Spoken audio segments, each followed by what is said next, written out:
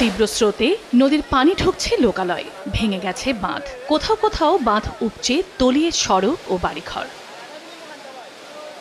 বর্ষার শুরুতে এ নিয়ে ৩ বার কুশিয়ারা নদীর পানি ফুলে ফুঁসে উঠেছে। বিপদসীমা অতিক্রম করে পানি ঢুকে পড়ে মৌলভীবাজার সদর ও রাজনগর উপজেলার অন্তত ৫টি ইউনিয়নে। শুধু চলতি বর্ষা নয়, প্রতি বছর একই সময়ে এ অঞ্চলে এমন পরিস্থিতিতে পড়েন বাসিন্দারা। ভয়াবহ বন্যা আর নদী ভাঙন গ্রাস করছে শত শত মানুষের বাড়িঘর।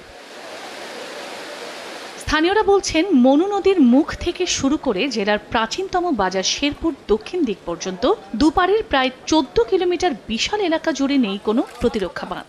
এতে সদর ও রাজনগর উপজেলার গ্রামের পর গ্রাম অরক্ষিত। হুমকির মুখে শেরপুর শ্রীহট্ট ইকোনমিক জোন। তবে স্থায়ীভাবে বন্যা ও নদী ভাঙন রক্ষায় ৯৮০ কোটি টাকার একটি প্রকল্প প্রস্তাব অনুমোদনের অপেক্ষায়, জানালো পানি উন্নয়ন বোর্ড। টাঙ্গাইল না হওয়ার কারণে টাঙ্গাইলের সড়কটা যদি দিত তাহলে আমরা আর পানি পাই না। সাইটে দিয়ে বান্ধ করলে আবরগিয়া পানি পড়তো, এটা সব বান্ধি লিছ। 2 দিন মেঘ দিলাইলেও বার ভাঙ্গিয়া আগলো চাইয়ে বস্তা দিয়েও আটটানে যায় না। প্রকল্পের মধ্যে 10.5 কিলোমিটার বন্যা নিয়ন্ত্রণ বাঁধ এবং 6.5 কিলোমিটার বাঁধ মেরামত কাজ থাকবে। এই কাজগুলো হলে আশা করা যায় নদী ভাঙন থেকে এলাকার লোক উপকৃত হবে। অর্ধেক পাউডারে দ্বিগুণ উজ্জ্বলতা, নতুন রিন অ্যাডভান্সড অর্ধেক পাউডারে দ্বিগুণ উজ্জ্বলতা।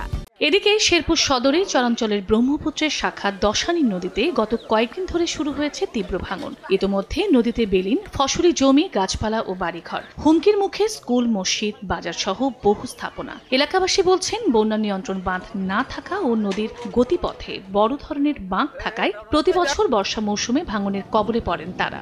বাজার, মসজিদ, মাদ্রাসা এই এলাকায় কিছু থাকবো না, নদীতে ধ্বংস হয়ে যাবো। গাড়ি যে ব্যাগজুল ফেলা দেয় তাহলে আর আঙের ভাঙবো না। গত বছর যে টুক আবেদন করছিলাম, ওই পুরা টুক যদি দিত তাহলে এবছর আর ভাঙনি যাইতো না। সরকারের কাছে একটাই দাবি, নদী ভাঙন বন্ধ করে আমাদের বাড়িঘরগুলো রক্ষা করুক। ফিজিবিলিটি স্টাডিটা হয়ে গেলে তার আলোকে আমরা প্রকল্প নেব এবং সেই অনুযায়ী এগুলোর স্থায়ী সমাধান করা সম্ভব হবে ইনশাআল্লাহ। গত ২০ বছরে শতাধিক বাড়ি, কয়েকশো একর ফসলি জমি, কাঁচা সড়ক সহ নানা স্থাপনা গ্রাস করেছে দশানী নদী।